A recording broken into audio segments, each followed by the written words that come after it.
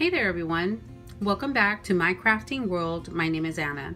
So I was asked how do I store my dies. So all I did was make a pouch, a laminated pouch to put my dies in. I did cut an image out of the die that's inside, so I'll know when I'm looking for something, I'll know what it is. I still need to put my dividers in there, but yeah, that'll be another day. So this is what they look like. This is the negative piece from the front, and I went ahead and put it on the back because I can use that if I need a heart that size. And here is the die, guys. So this is my pouch. The die goes in there, put it away, and I'm good to go. So I'm gonna make one with you here as quick as I can, just because I don't want the video to go on too long. But this little container, I got this one at Dollar Tree, so it's a $1 container, and yeah, so I think it's economical. Yeah, I don't think it's too bad. So I don't have any of the 8.5 by 11 sheets of laminating laminating sheets, but I have the other one, the longer one. So just to make it a little bit quicker, my pieces are already cut out. Excuse me. These are and I have to make 2 at a time just so I don't waste any product. So I had made these and showed you guys these. So I'm going to go ahead and make a folder for each one. And here are my pieces. So I'm going to move them out of the way. All I did was glue, just used a little bit of glue and glued them down, and rounded the corners. Now this is 10 inches long by 5 inches wide, and I folded it in half and it becomes a 5 by 5, and I rounded the corners, and I did, this is 2 by 5. So and the paper is, I don't remember what it's called exactly, but it's like project paper. Yes, I believe that's what it's called, and I got it at Joann's, and it's all it is just like thick wrapping paper is what it looks like. Just, you know, thick wrapping paper. I didn't want to use cardstock because I think the cardstock would be too thick. So I found this. I made these, and then I ran out of paper for the topper, and I went back. They didn't have this color rose. They had the cream color, so I said, you know, it'll just have to do. My room is shabby chic. Nothing's perfect. So I grab my laminating sheet and I open it up,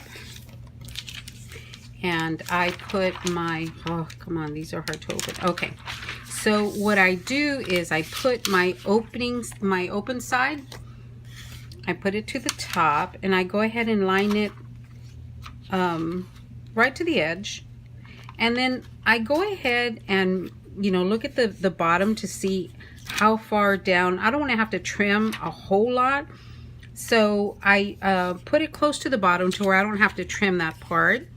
And then this one, I leave a gap in the middle so that when it folds down, it becomes my flap. So there's that one. And then my other one, I line it up again as straight as I can to the bottom, to where I don't have to trim, this part. So that looks okay to me. And then I will take my top piece and I will put it down. Oh yeah, and these aren't exactly even because the paper that I was using wasn't wide enough to do the 2 inches, because these are 2 inches, and I, you know, again, I'm okay with that. So there's that one, and I try to make them as even as possible just so they'll fit in my little cube. So, you know, yep, that's good enough for me. Oh. And let me align this one again.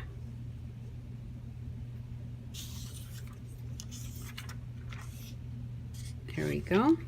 Okay, and then when you pick it up, my laminating machine is hot already, and when you pick it up, of course, you know, you need to be careful because they will move on you.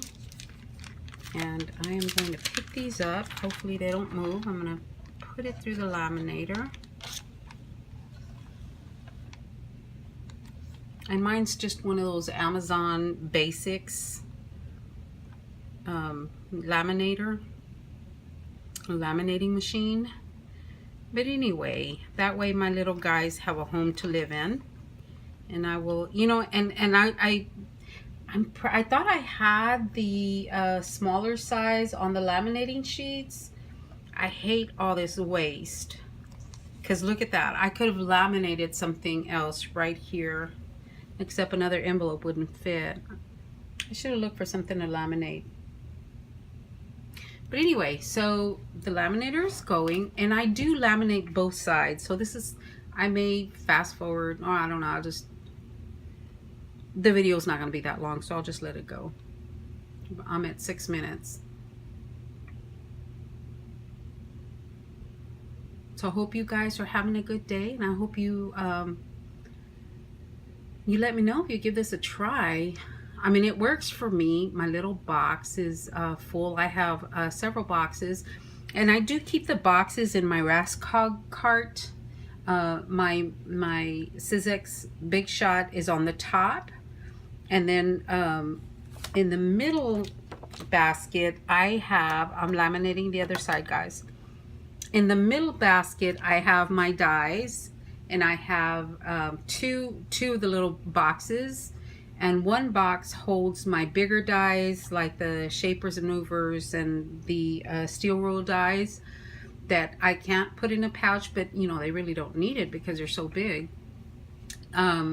You know, or something big like this, like the Our Daily Bread, the large bows.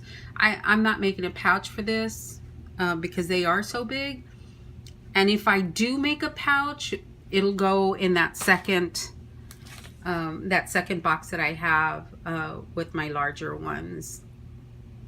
So this is almost done, and it looks pretty good from here. I don't see where it's not laminated. Everything looks good. And I think this is the part that takes the longest, is the laminating part. I guess because I already had my little folders ready, I cut up a whole bunch of them just because I knew I would be getting more dies. And that way, when I get them, it'll be a quicker process. So I have the little envelopes ready. So let me turn off this machine.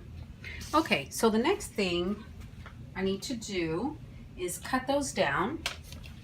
And first I'm going to cut this end. And I know you can't see that very well, but yeah, it's plastic. So I'm just going to make sure I don't cut into the into that tiny little space that doesn't laminate between the paper and the plastic. Okay, so I've cut that down. Let me cut the middle. So I cut the middle part, and those are my 2 sheets. And are they perfect? No. Do they need to be? No. Okay, so this becomes trash. Okay, so the next thing I need to do is I need to open up this envelope. Oh, yeah, there's a little piece right there that didn't quite laminate. So I need to open up, this is the back. I need to open that up on both. And there's 2 ways that you can do it. I'll show you both ways. You can take your mat and your ruler and put the ruler right on the edge. Right on the edge where the paper meets the sheet. Okay? And then take your X-Acto knife and then just slice it down, not real hard, to where, I mean, you don't want to, you know, nick that plastic on the other side. So, not real hard. And that should open it up for you. And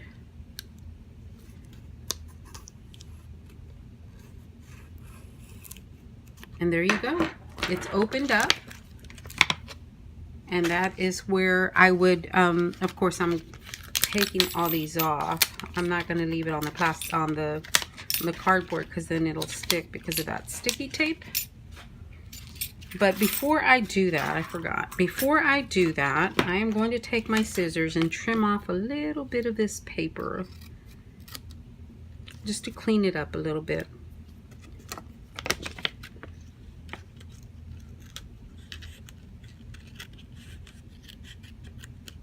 Okay, yeah, it's good enough. Okay, and after that, I need to make sure that I can close it up. So I put it on my scoreboard, and I make a score line right down the middle so that it'll fold better. There's my score line. And then fold it on that score line. Where's my score line? There it is. Fold on that score line, and then I will take my bone folder, and I will give it one good burnish, and then put my pieces in there. And I know my little man is all together. So I do that so I'll know what's on the inside the package. And I also like to round the corners because yeah, it'll poke me, and and then sometimes it doesn't always cut out because it is plastic. And then on one of the sides, on one of the envelopes, you shouldn't have to round the corners.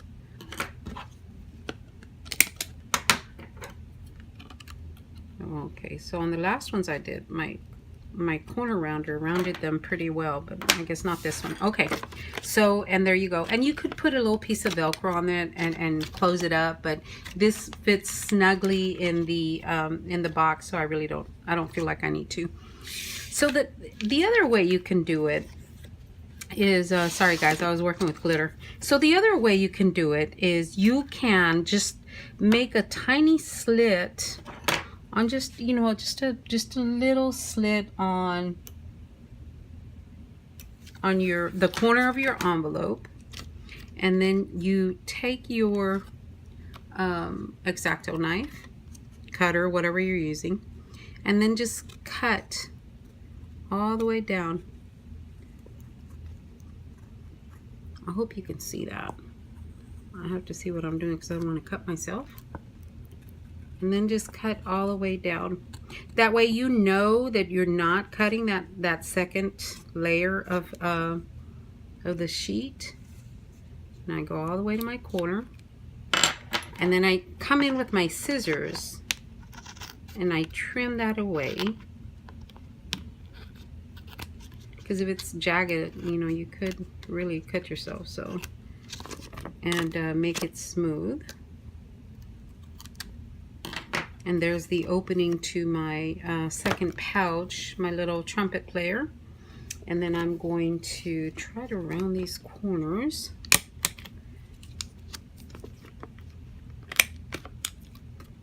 And then see, this corner's already rounded because it was the that corner that they round. Okay.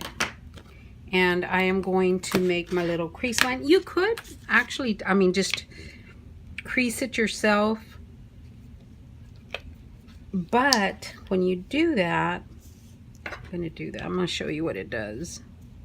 And it may not bother you, but I'm a little OCD-ish, so it bothers me. When you do it that way, it kind of wrinkles the paper or the plastic, whereas if you put a crease line in there, that paper isn't, or the plastic, it's a crease. And this one is, you can't really tell, but it's kind of, you know, there we go. It's not a smooth, you know, fold. And I think it stays folded a lot better when I put the crease in there. But anyway, so that is done. My corners are done. Let me gather my little guy and move him into his new home. There's the pouch guys. There's my guys.